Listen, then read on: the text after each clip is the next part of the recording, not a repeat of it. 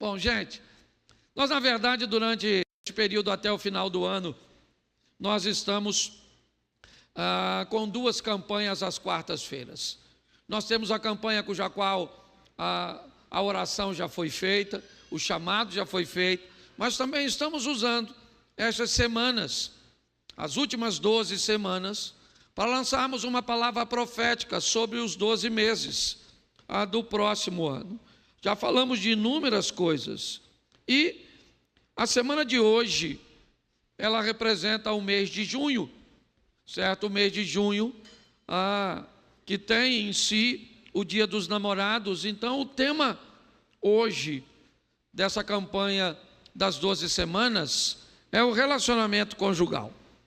Tá certo? Eu vou falar um pouco disso, mas eu dividi em dois momentos, ou em duas palavras, aquilo que eu quero compartilhar com você.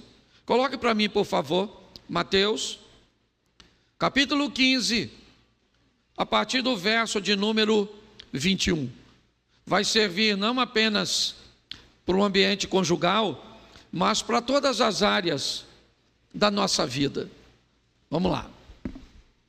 Partindo Jesus dali, retirou-se para os lados de Tiro e Sidom.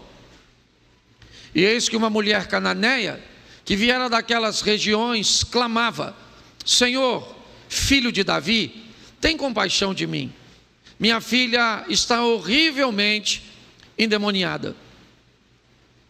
Ele, porém, não lhe respondeu palavra. E os seus discípulos, aproximando-se, rogaram-lhe: despede-a, pois vem clamando atrás de nós. Mas Jesus respondeu: não fui enviado senão as ovelhas perdidas da casa de Israel. Ela, porém, veio e o adorou, dizendo: Senhor, socorre-me. Então ele, respondendo, disse: não é bom tomar o pão dos filhos e lançá-lo aos cachorrinhos. Ela, contudo, replicou: sim, Senhor, porém os cachorrinhos comem debaixo das migalhas que caem da mesa dos seus donos. Então lhe disse Jesus: ó mulher, grande é a tua fé, faça-se contigo como queres. E desde aquele momento a sua filha ficou sã. Coloque Marcos 7, 24. Marcos 7. Levantando-se, partiu dali para as terras de Tiro e Sidom. Tendo entrado numa casa, queria que ninguém o soubesse. No entanto, não pôde ocultar-se. Feche os seus olhos. Senhor nosso Deus e Pai, em nome de Jesus, continua falando conosco. Usa-me como um canal de bênção nesta hora, em nome de Jesus. Você pode dizer amém? Amém. Eu usei o texto narrado por dois evangelhos, Mateus e Marcos. E um, na verdade, vai completar o outro com uma informação muito importante, porque a minha proposta nesse primeiro momento é falar da determinação daquelas pessoas que planejam alcançar algo desafiador. Às vezes, para alcançarmos coisas fáceis, só precisamos de um pouquinho de afinco, um pouquinho de determinação, e às vezes um pouquinho de ajuda, de ânimo, alguém para te motivar, para te incentivar. Mas tem coisas cujas quais nós precisamos alcançar, que isso não é suficiente para que consigamos sucesso. E essa é uma das histórias. O texto vai narrar que Jesus está caminhando já basicamente na divisa de Israel com o Líbano, Tiro e Sidom, lá em cima, onde está acontecendo a guerra hoje com o Hezbollah. Era mais ou menos por ali. E passando por ali, Mateus diz que uma mulher vem andando atrás, gritando Jesus, tentando chamar a atenção de Jesus, porque ela precisa resolver um problema. É um problema que ela não vai resolver em outro lugar. Ela saiu de casa, deixou sua filha, certo? Com um problema, e ela vai atrás da solução para aquele problema. Jesus não está sozinho, uma multidão o acompanha, e ela está tentando atrair a atenção dele, tentando dizer a Jesus que há situação dela é desafiadora, que ela precisa da misericórdia dele, e ele, me parece que não está muito interessado em ajudá-la, não. Ele vai embora. Ela clama tanto na narrativa de Mateus, que os discípulos começam a ficar incomodados. A impressão que Jesus está passando às pessoas é que ele não se importa com ela, é que ele não está nem aí. Os discípulos provavelmente estão preocupados naquele momento com a reputação de Jesus. O que vão dizer dele? Uma mulher que vem buscando algo para a filha, gritando, desesperada pela rua, está todo mundo escutando. Me socorre, Jesus, me socorre, minha filha está endemoniada, e Jesus não está nem aí, ele está andando. Será que ele não está ouvindo? Por que será que Jesus resolveu não parar? Tão bom, misericordioso, compassivo, mas ele não está nem aí. Será que ele não está escutando? O que ele está querendo fazer naquela ocasião? Você já parou para pensar nisso? Me parece que o que ele está tentando é usar a mulher para ensinar aos discípulos, que me parece que a lição tem a ver com eles. Eles estão muito incomodados com uma mulher que não desiste, mesmo diante da indiferença de Jesus. Muitas pessoas parariam, ele não está escutando, mas ela não pode parar. A situação dela é grave, o propósito dela é legítimo, ela não pode desistir. Talvez desistisse se fosse um problema nela, mas não é, é maior do que ela, é na sua filha. Então ela vai lutar com todas as forças e vai clamando. Mateus diz que os discípulos vão até Jesus e diz: Senhor, despede-a.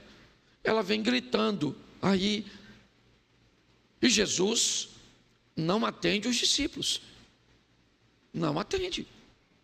Quando eu faço um paralelo entre Mateus e Marcos, eu descubro que ela não desistiu. Jesus veio andando na rua, ela veio gritando, e ele não está nem aí, ele não está nem aí. Ele chegou no seu destino, entrou numa casa e não queria atender ninguém. Está aí, ó, levantando-se, partiu. Olha só, tendo entrado numa casa, Mateus diz que ele estava na rua e a mulher vem gritando. Marcos narra o mesmo texto, dizendo que depois de andar na rua, ele entra numa casa e não queria que ninguém soubesse, certo? Não, no entanto, ele não pôde ocultar-se ou esconder-se. Essa mulher foi atrás dele. Ele avisou os discípulos: não vou atender ninguém, não quero ser incomodado. Mas ela falou: eu vou falar com ele, eu vou atrás dele, eu preciso resolver, então eu não vou desistir, eu não vou. Quando nós lançamos uma campanha, esse é o nosso propósito, motivar em você uma decisão, certo? De pedir a Deus uma resposta. Eu não posso garantir a você que você vai receber o que você quer, até porque eu não sei o que você quer, se é legítimo. Eu não sei se o que você quer é o que Deus quer para você, eu não sei. Eu sei que essa mulher não desistiu, veio na rua gritando, os discípulos, eu imagino, pensa, os discípulos falando com Jesus, parece que os discípulos são melhores do que Jesus. O que os discípulos estão dizendo: se fosse eu já teria atendido, e ele não está nem aí, e lá vai ela. E ele falou com os discípulos, segundo Mateus, que, diga-se de passagem, era um dos discípulos, que não ia atendê-la. E Marcos diz que, mais do que dizer aos discípulos, ele vai dizer para ela, pessoalmente, que não vai atendê-la. Ela vai andando atrás, e ele não está nem aí. E ela insiste. Ele entra numa casa, não quer atender, pois ela entra e vai na presença dele e diz: eu preciso da sua intervenção. Bom, agora ficou fácil. O que ele vai dizer para ela? É claro que eu vou atender, ô querido. Ele falou: deixa eu explicar uma coisa para a senhora, dona. Eu não vou atender a senhora. Entendeu? Eu não vim senão para as ovelhas perdidas da casa de Israel. Não me é lícito pegar o pão dos cachorros, do pão dos filhos, e jogar para os cachorros. Aí eu pergunto a você agora, se fosse você, seja franco, pensa. Até porque se alguém te trata mal, você vai reclamar com Jesus. E quando Jesus já foi para o Supremo, Jesus de Moraes, é ou não é verdade? Pare e pense. Chegou lá em cima, ela vai reclamar com quem? Quem falou que não vai atendê-la e chamou, ou fez uma comparação com a cultura, do jeito que você quiser analisar, não estou aqui com teologia. Eu sei que foi agressivo, não foi legal. Mas por que é que Jesus está fazendo isso com ela? Você já ouviu um texto que diz que você não recebe uma luta cuja qual você não consiga suportar?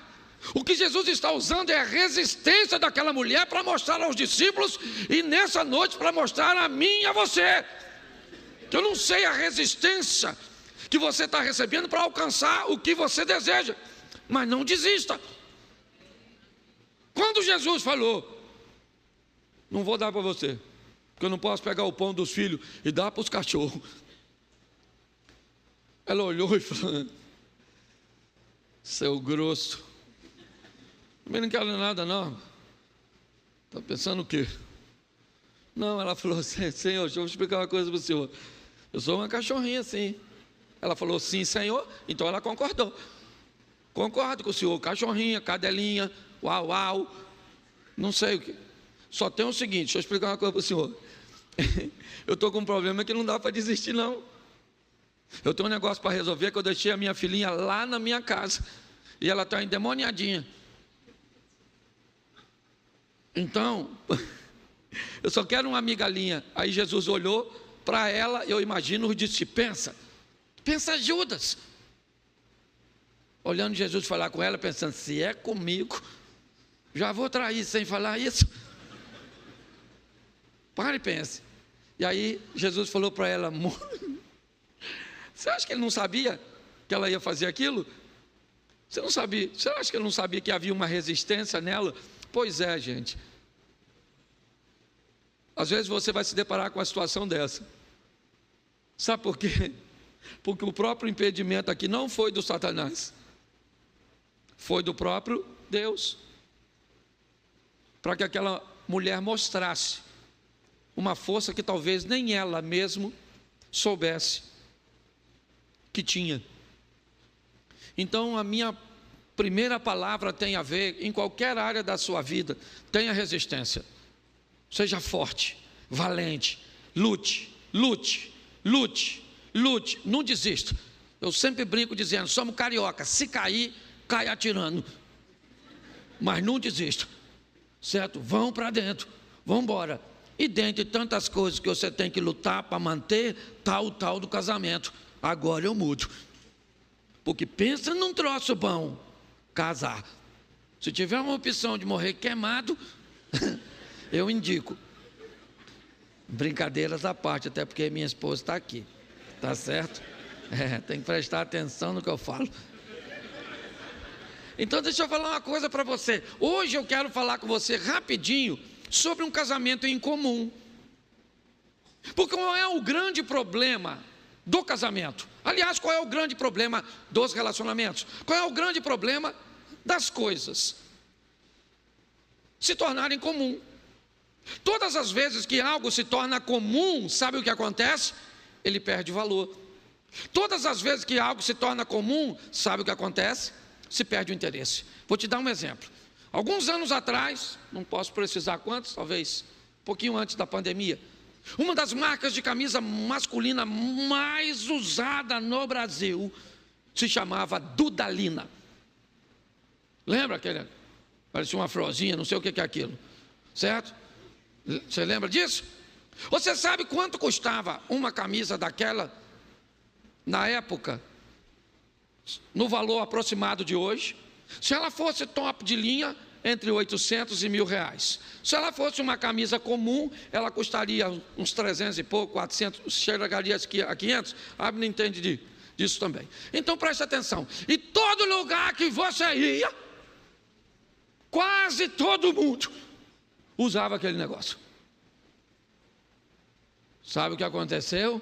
A pirataria descobriu que vendia bem. Então começaram a piratear. E todo lugar que você ia, tinha alguém com aquele negócio de Dudalina, Dudalina, Dudalina, Dudalina, Dudalina, Dudalina. Você vê que quase ninguém usa Dudalina hoje. Eu tenho uma camisa da Dudalina. Esse mesmo porque eu ganhei. Se depender de eu comprar, eu não ia comprar. Hoje ela tem valor? Sim ou não? Por quê? Porque ela se tornou comum.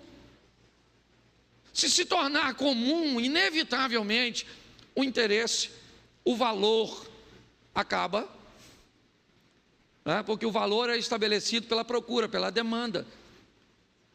Todas as vezes que algo se torna comum, e talvez esse seja o problema, era bom enquanto a sua mulher não era comum, porque ela não era sua mulher, ela era sua namorada.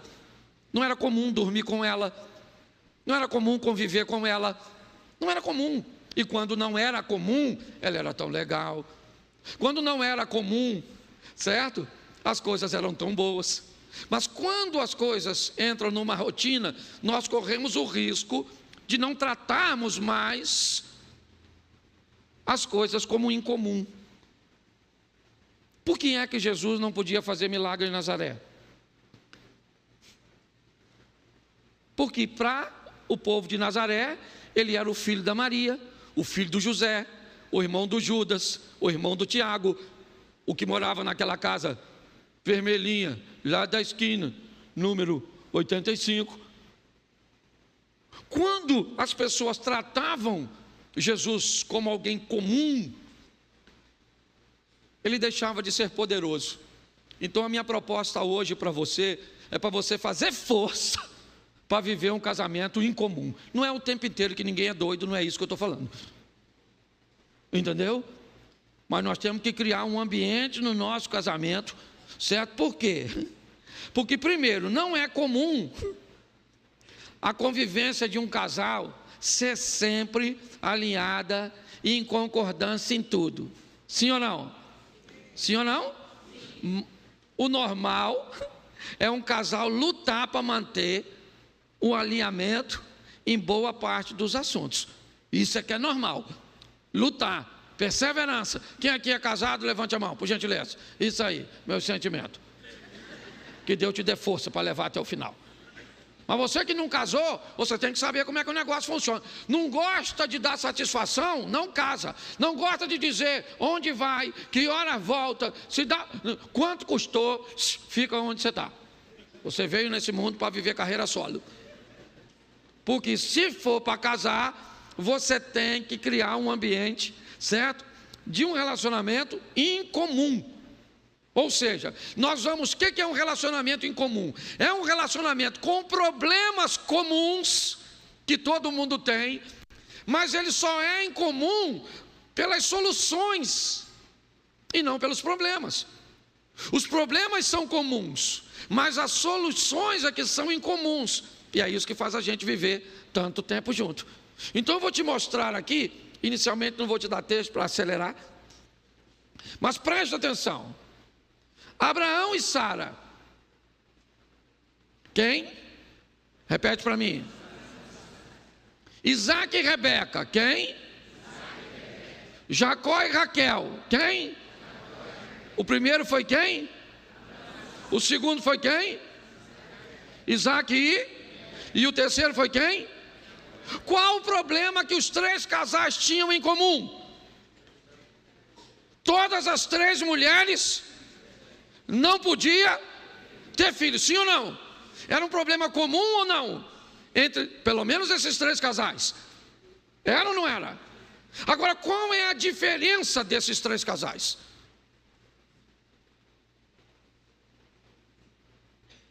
Olha só, homens com promessa, casado com mulheres com promessa, o mesmo tipo de problema, esterilidade de Sara ou de Sarai, esterilidade de Rebeca, esterilidade de Raquel. O que Sara ou Sarai faz com a esterilidade que tem? Manda o marido deitar com a escrava. Sim ou não? O que que Raquel faz com a esterilidade que tem? Pressiona Jacó. Me dá filho, senão eu morro. Sim ou não? O que que Rebeca faz com a esterilidade dela? Depois vai ler. Você quer que eu falo, né? O que que ela fez? Sabe o que ela fez? Ela falou para o Isaquim: ai, meu filho, não sou tua mãe, tá? Que deu a outra lá. Nem você tua, aí já estou falando no futuro, né? Nem você tua nora. O filho é de mim. Então bota a mão na minha cabeça e ora por mim e cerol, que nós vamos ter filho. O problema era comum, não era igual para os três, sim ou não? Sim ou não? Mas um casal pegou algo que era comum e trouxe uma solução incomum. É isso que eu quero que você entenda. Os nossos problemas, gente, olha só, olha só. Eu vi um negócio que me chamou tanta atenção, eu achei tão legal. Um casal, foi um exemplo que eu vi. A mulher chegou em casa e falou para o marido assim, ó. O marido estava mexendo no celular e ela chegou. E aí, ela falou assim: "Oh, não falei com você para fazer a comida e para deixar tudo arrumadinho?" Nesse tom. Aí ele pegou o celular, olhou para ela e falou assim: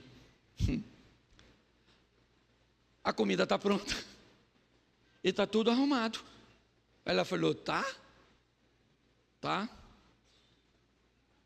Ah." Aí ele olhou para ela e falou assim: "Já sei, você queria brigar, né?" Ela falou: "É, que eu estou nervosa, eu estou chateada, eu queria discutir." Ele falou assim: "Então volta lá e entra de novo." Aí ela voltou lá e entrou. E ele mexendo no celular, ela falou: "Escuta aqui, eu não falei para você fazer comida e deixar tudo arrumadinho?" Ele falou: "Mas não deu tempo de fazer nada." Ela disse: "Se não deu tempo, você fica aqui em casa à toa. E sou eu que faço tudo, é tudo nas minhas costas." Ele disse: "Você reclama demais." Ela disse: "Eu reclamo porque tem que reclamar." Ele disse: "Eu não sei porque que eu casei contigo." Ela falou: "O quê?" Ele falou: "Não, faz parte da encenação." Porque até para discutir, no final, sabe o que aconteceu? Ele perguntou: "Ela está mais calma?" Ela falou: "Tô." E aí ela foi lá para dentro. Você está rindo, mas o assunto é sério. Deixa eu falar uma coisa para você. Os problemas são comuns, mas as soluções é que tem que ser em comum. Você tem que criar um ambiente para o seu casamento não ser um casamento comum, porque senão, menino, vai dar ruim. Pastor, o que eu tenho que fazer para tornar em comum? Eu estou lutando para fazer no meu, você quer que eu descubra o que vai fazer no seu? Aí você já está querendo, eu ia cobrar dinheiro demais para fazer, certo? Então, os problemas eram os mesmos, sim ou não? Mas o Isaac e a Rebeca resolveram um problema que os outros resolviam, criando confusão.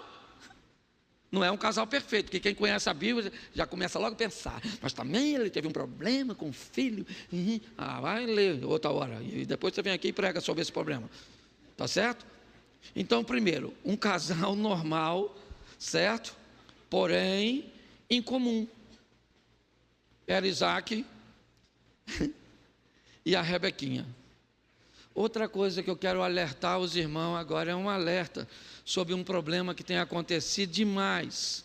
O segundo ponto é uma conta difícil de fechar que os casamentos estão enfrentando.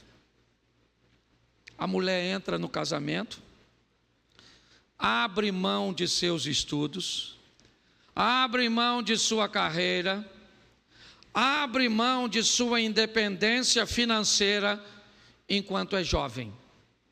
O problema é que o casamento é uma proposta vitalícia. Tem os filhos, não consegue concluir seus estudos, abre mão para seu companheiro ir à luta, se formar, construir uma carreira, construir uma história, enquanto ela fica cuidando dos filhos. Esses filhos casam, eles vão embora a mulher fica sem realização pessoal e sem independência financeira. Fica uma refém do marido. Pare e pense como é que essa conta não vai fechar.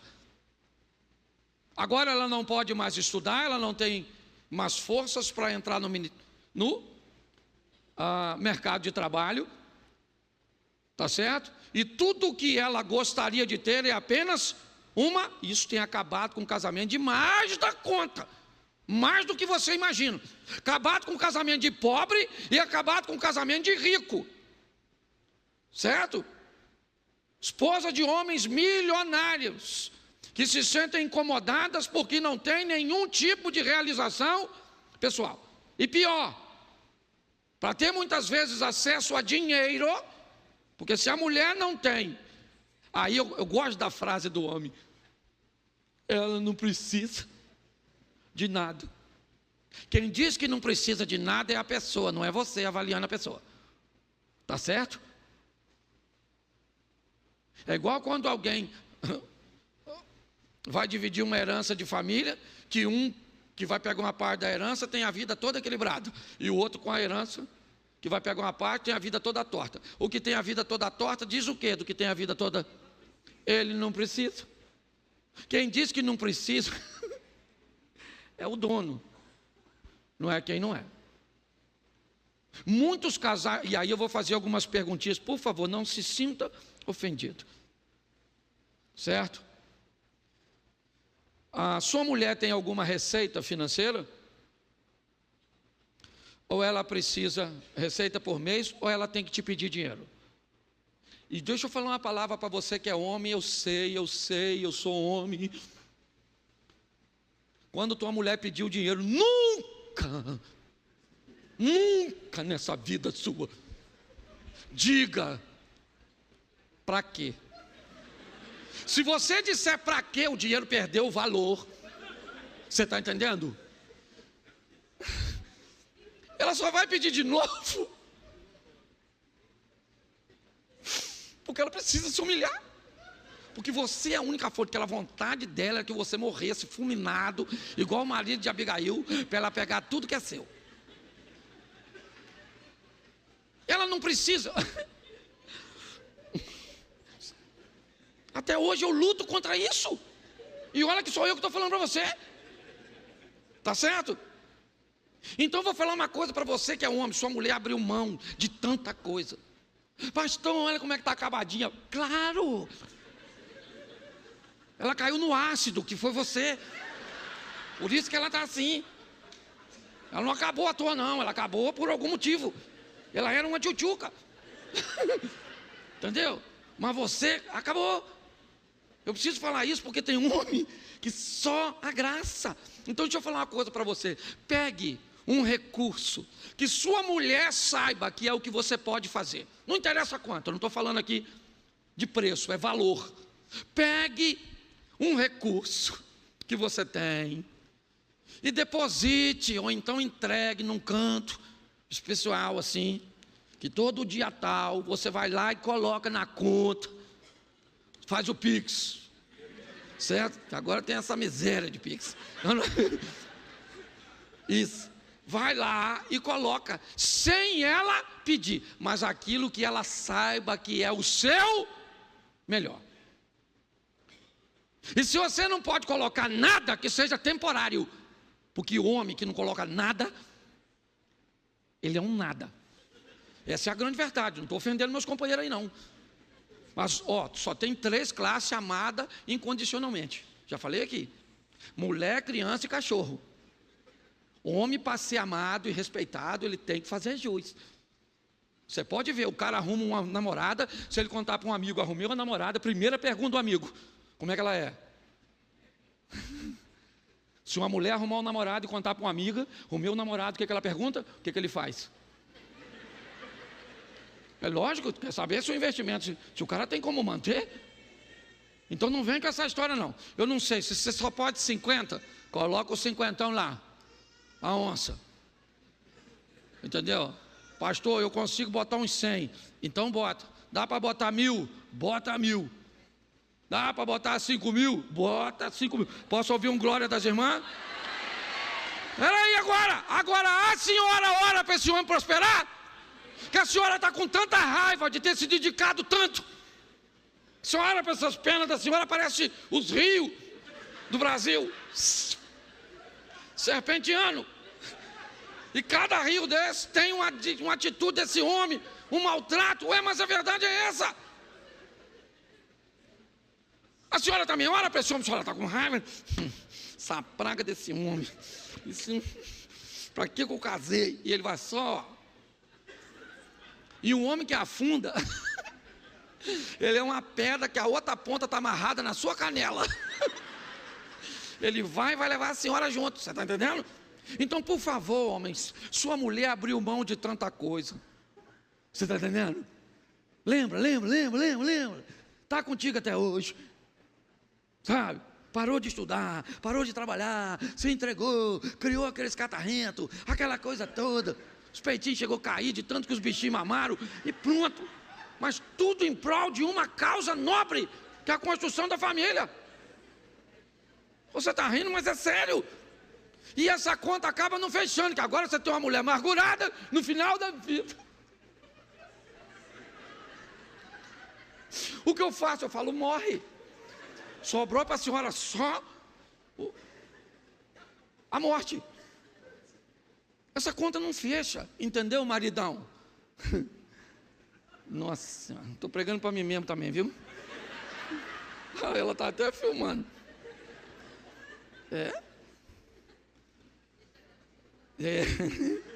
Ou o inimigo, irmão. Estou aqui, tá, dependendo de quem eu esteja favorecendo. Tem hora que eu falo, a mulher fala, isso aí, usa. E os irmãos dizem, é o inimigo. Tem hora que eu troco. Só vou trocando. Uma hora eu estou com o inimigo, estou fazendo freelance. Olha a verdade. É isso aqui. Dependendo de quem favorece, é assim que funciona. Bom, vamos lá. Eu quero agora falar o ponto 3. São só 4. Já estou acabando já. Primeiro aqui, certo? Vamos lá. Um casamento em comum. Segundo, certo? Uma conta difícil de fechar. Terceiro, um alinhamento incomum. É isso que eu quero mostrar agora a você. E agora vem os textos bíblicos. Segundo livro dos Reis, capítulo 4, verso de número 9. Ela disse ao seu marido, isso... Vejo que este que passa sempre por nós é um santo homem de isso. Vamos lá? Façamos-lhes, pois, em cima um pequeno quarto, obra de pedreiro, ponhamos nele uma cama, uma mesa, uma cadeira e um candeeiro. Quando ele vier à nossa casa, retirar-se-á para ali. Preste atenção, porque essa é a história, em algumas traduções, de uma mulher importante. Em outras traduções, de uma mulher rica. Já é uma coisa incomum. Para aquela época é uma coisa incomum. Certo? Aquela mulher é uma mulher rica. E quando você vai ver quem é o marido dela é um cara rico. Ele é rico e ela é rica. Eu gosto por causa do alinhamento que eles têm e a autoridade que ela tem para uma época cuja qual a mulher não poderia tomar a decisão de dizer para o marido que ela viu num homem, um homem de Deus, e que gostaria de receber este homem de Deus na sua casa. E que gostaria de fazer um ambiente para este homem de Deus frequentar a sua...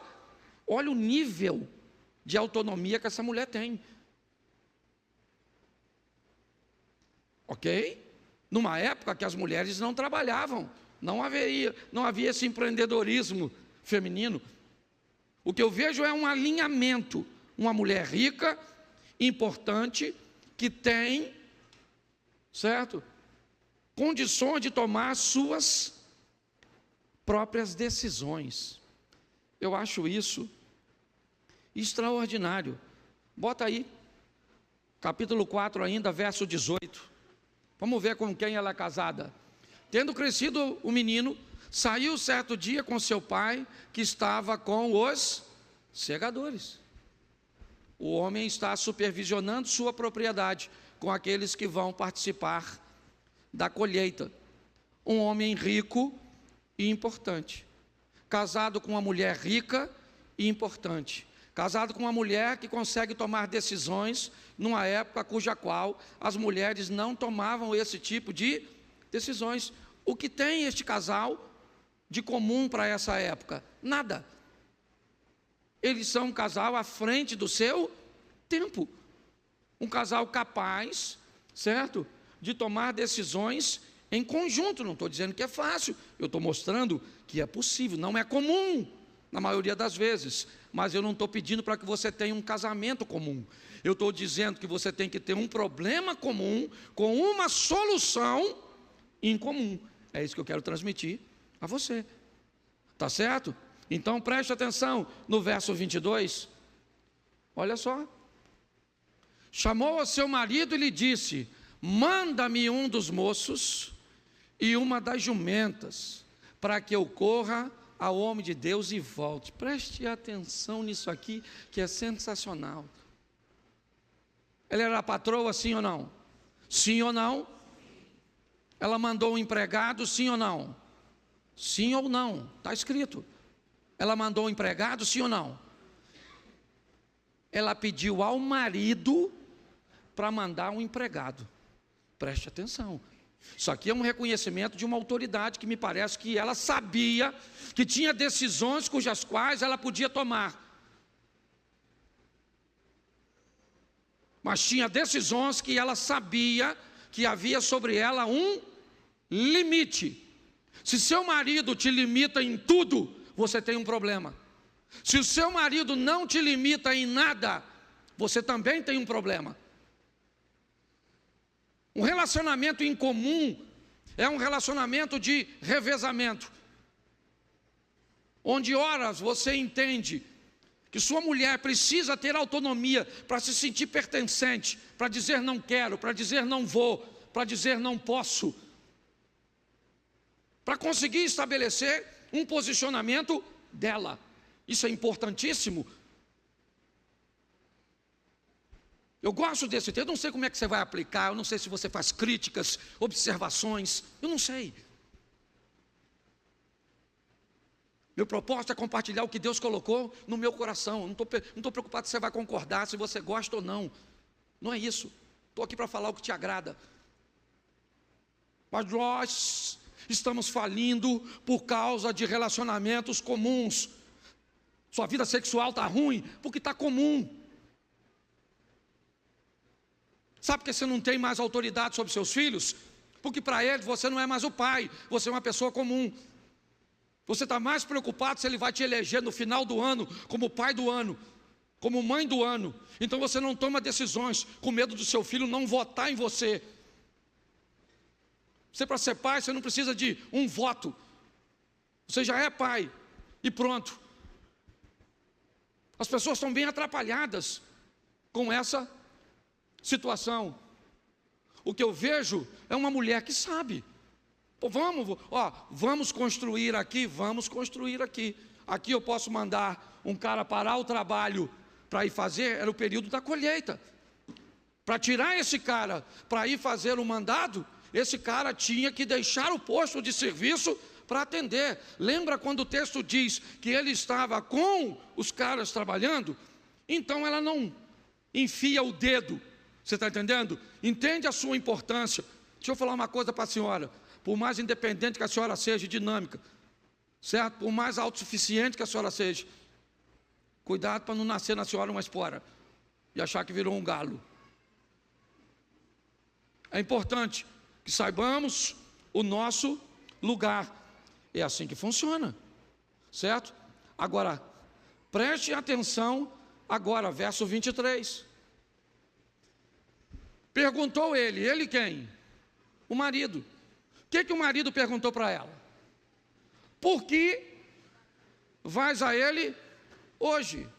Não é dia de festa, nem Não é dia de festa da lua nova, nem sábado. O que ele está dizendo? Eu não estou entendendo por que você está fazendo isso. Eu não estou entendendo. Talvez até ele não estivesse concordando com aquilo que ela está fazendo. Quando ela diz, façamos, ele concordou, sim ou não? Quando ela diz, estou querendo ir lá hoje, ele entendeu ou concordou, não? Sim ou não? Não. Ou seja, isso é comum, encontros e desencontros, mas a maneira cuja qual nós vamos resolver é que vai dar significado a tudo isso. É por isso, seu beijo ficou comum, seu sexo ficou comum, seus elogios ficaram comum, sua roupa para receber seu marido ficou comum, ficou tudo comum. E se ficar comum, vai ficar difícil de prosseguir. Você sabe por quê?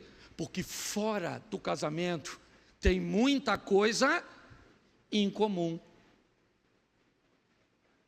E aí você começa a olhar para o incomum, porque é raro. E aquilo que você não tem, até ter e se tornar comum. Por que pessoas, segundo casamento não dá certo, terceiro casamento não dá certo? Porque uma hora eu vou precisar criar um ambiente para que ele se torne incomum. Agora eu vou mostrar a você, para terminar, uma intimidade em comum. Dá uma olhada nesse casalzinho aqui. Gênesis capítulo 12, verso 4. Partiu, pois, Abrão. Quem partiu? Quem partiu? Isso, Abrão, não é Abraão, ok? Ele ainda não é Abraão. A história começa com Abrão. A história não começa com Sara, a história começa com Sarai. Então é importante você entender, porque isso representa duas fases da mesma pessoa. A fase do Abrão, ele tem algumas decisões. Na fase do Abraão, ele tem outras decisões, outra postura. Então, partiu, pois, Abrão, como lhe ordenara o Senhor, e Ló foi com ele. Se Abraão tivesse saído, Ló não tinha ido. Mas como não foi Abraão, foi Abrão.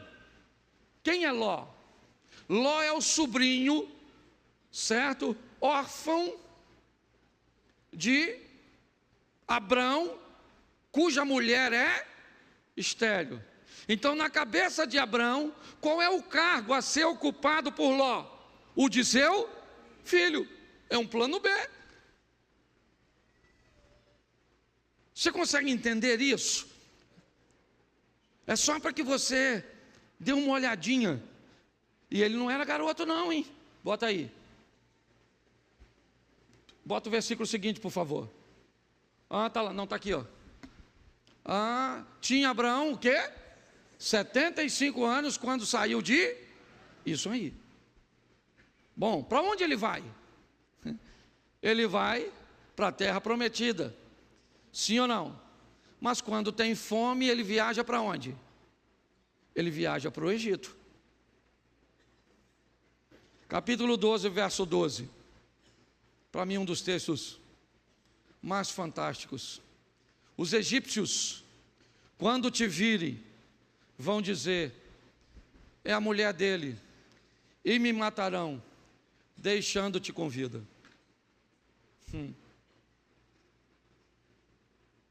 Na galeria dos heróis da fé, ele é um homem de fé porque ouviu Deus e saiu da sua terra sem saber para onde ia. Sim ou não? Sim ou não? Isso. Mas aqui, ele chama sua mulher quando vai entrar no Egito e diz para ela: Sarai, chega aqui. Você é muito bonita, filha. E nós vamos entrar no Egito. E posso falar uma verdade para você, Sarai? A hora que esses caras me veem e descobrir que você é minha esposa, eles vão me matar. Sabe o que Sarai está ouvindo do Abraão? Eu estou com medo.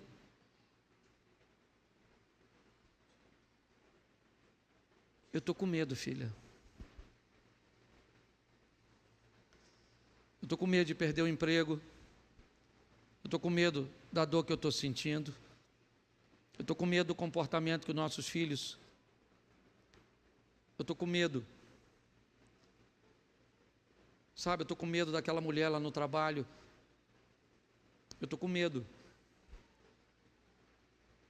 Pô, cara, quando Abraão escuta ou diz para ela, eu estou com medo, cara, é algo sensacional.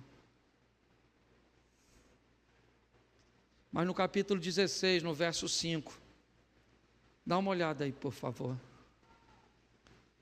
16, 5, e disse Sarai a Abraão: seja sobre ti a afronta que se me faz a mim. Eu te dei a minha serva para possuíres. Ela, porém, vendo que concebeu, desprezou-me. Julgue o Senhor entre ti e mim. Pô, não tem cabimento esse texto. Sarai está dizendo para Abraão: Abraão, deixa eu te falar, eu peguei a minha serva e dei para que você tivesse um filho. Agora que ela tem o filho, ela não me respeita mais, ela me afronta. Que o Senhor julgue, Abraão, entre eu e você. Como assim? O que essa mulher está falando? O que ela está falando? A mesma coisa que Abraão falou quando estava no Egito. Eu estou com medo de perder a minha autoridade. Eu estou com medo de perder o meu lugar como sua esposa. Eu estou com medo. Eu estou com medo, filho. Eu estou com medo. Eu estou com medo porque eu estou velha. Eu estou com medo porque eu não estou bonita. Eu estou com medo porque eu estou gorda. Eu estou com medo, tá? Eu estou com medo. Dá licença de eu estar com medo. Sabe o que é isso? Isso é intimidade. Uma intimidade incomum, que nós não vemos. Não. Minha proposta hoje, casal, e para você que é solteiro, se vai entrar, entre com perseverança. A mulher que queria o milagre. Entenda que os problemas serão comuns. O que você precisa é de uma solução em comum. Cuidado com essa conta. Se você é novo, deixa a sua mulher trabalhar, deixa ela estudar, deixa ela crescer. Ou então monte um plano, certo? Para amanhã ela ter uma autonomia, para que consiga ter seus próprios recursos. Porque com essa expansão e essa projeção do feminismo, cada vez vai ficar mais difícil. Consiga um alinhamento incomum, para que você entenda esse revezamento. Ora dá para fazer o que o outro quer, ora aqui, e isso é perfeitamente, né, sadio. E tenha uma intimidade em comum. Se continuar com esse casamento comum, não vai dar. Você pode ter certeza que essa corda vai estourar. Tem algo que é para mim, fique de pé por favor, tem algo que para mim é pior que divórcio. Para mim um casamento que as pessoas não acreditam que pode ser bom. Não vou ficar com ela assim mesmo, do mesmo jeito, porque nossos filhos é a igreja, sabe, pastor? É assim mesmo. Não é tudo assim? Pois é. Não é comum? Ué, não é assim para todo mundo?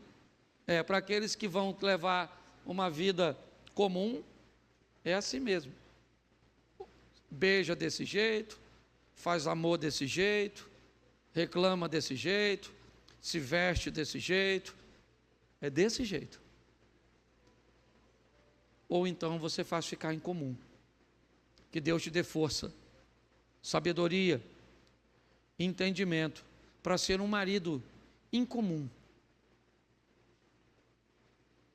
para ser uma mulher incomum. Quer uma notícia desafiadora? Os dois não conseguem mudar simultaneamente. Alguém tem que puxar isso aí. Feche seus olhos. Quero chamar minha esposa para vir aqui. Quero orar ao lado dela. São 32 anos de casado, estamos indo para 33. Pense em duas pessoas diferentes. E se você acha que o desafio é viver com ela, porque você não me conhece. Se eu chegar em casa e falar com essa mulher assim: Mary, eu estou nervoso, eu não quero conversar. Você sabe quando ela vai falar comigo? Quando eu falar com ela novamente. Se eu chegar em casa e ela falar: Cláudio, eu estou nervosa, eu não quero conversar, eu vou ficar assim: fala comigo. Fala comigo. Não é assim? Então, louvado seja. Não temos casamento perfeito, não. Tem dia que dá vontade de... Certo? Anderson do Carmo e Flor de Lis.